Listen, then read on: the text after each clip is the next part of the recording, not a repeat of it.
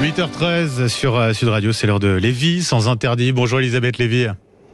Bonjour Benjamin, bonjour à tous. Bon, ce matin, vous nous parlez de Pôle emploi qui organise un bal des employeurs et des employés. Bah oui, ça pourrait s'appeler Danse avec ton boss, parce que voilà, fini le rendez-vous de recrutement, vous savez, où on arrivait en tailleur ou costard cravate, bien décidé à se montrer sous son meilleur jour et à impressionner le futur employeur ou le recruteur avec le récit de toutes ses expériences. Non, Pôle emploi Rhône veut nous casser les codes et il veut donc donner un coup de jeune à ses vieilles méthodes en organisant, donc vous l'avez dit, un bal pour employeurs et demandeurs d'emploi. Alors l'objectif, c'est abattre la barrière très formelle de l'entretien d'embauche en dansant avec son futur recruteur. Alors bon, pour l'instant, désolé, mais c'est réservé au secteur culturel, au spectacle vivant. C'est pour travailler dans des compagnies de théâtre ou ce genre de choses.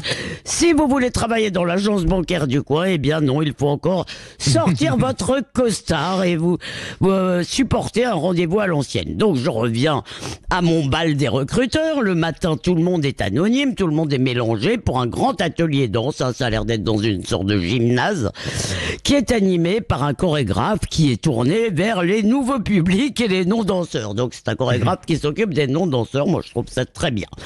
Alors ensuite, l'après-midi quand même, vous avez un rendez-vous. Mais bon, moi je reviens à cette séance du matin. Alors en juger par les photos, il faut pas avoir trop peur du ridicule. Ça ressemble un peu à la danse des canards ou à la chemise.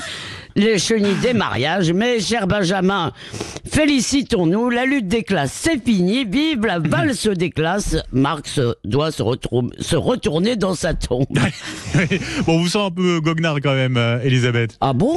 Ouais, ah bon, oui, tiens, c'est bizarre. Ouais. Oui, parce que derrière ce salmigondi de recruteurs branchés, eh bien, il y a un peu toute la sottise de l'époque, la gadgetisation, le câlinage, si vous voulez, le mélange du public et du privé. Alors attention, je ne dis pas que la vie professionnelle, ça doit se réduire simplement à un échange entre un salaire et une force de travail. Et bien sûr, on préfère que notre travail ait du sens. Bien sûr, on préfère qu'il se déroule comme à Sud Radio, dans une bonne ambiance. Vous voulez danser, Benjamin?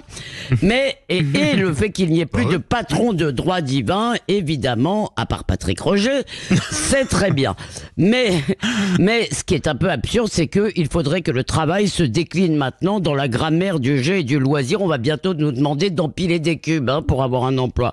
Il n'y a pas de hiérarchie, pas de stress, pas d'autorité, pas de jugement. Il ne s'agit plus d'évaluer des compétences, tant mieux d'ailleurs vu le niveau de l'école qu'on nous demande pas trop de compétences, mais de jauger, attention, le savoir-être. Oui, le savoir-être. Alors j'aimerais bien savoir, par ailleurs, à quoi on reconnaît un humain qui ne sait pas être. Ça ouvre des abîmes philosophiques, mais passons.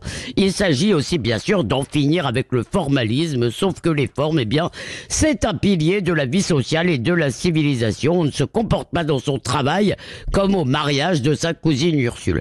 En attendant, cher Benjamin, moi je voudrais vous le dire, je suis traumatisé par mes réveils matinaux, alors j'aimerais bien qu'on me dise à quelle heure ouvre la cellule d'aide psychologique de Sud Radio. Alors je sais pas si j'ai ça, Elisabeth, par contre j'ai ceci, écoutez.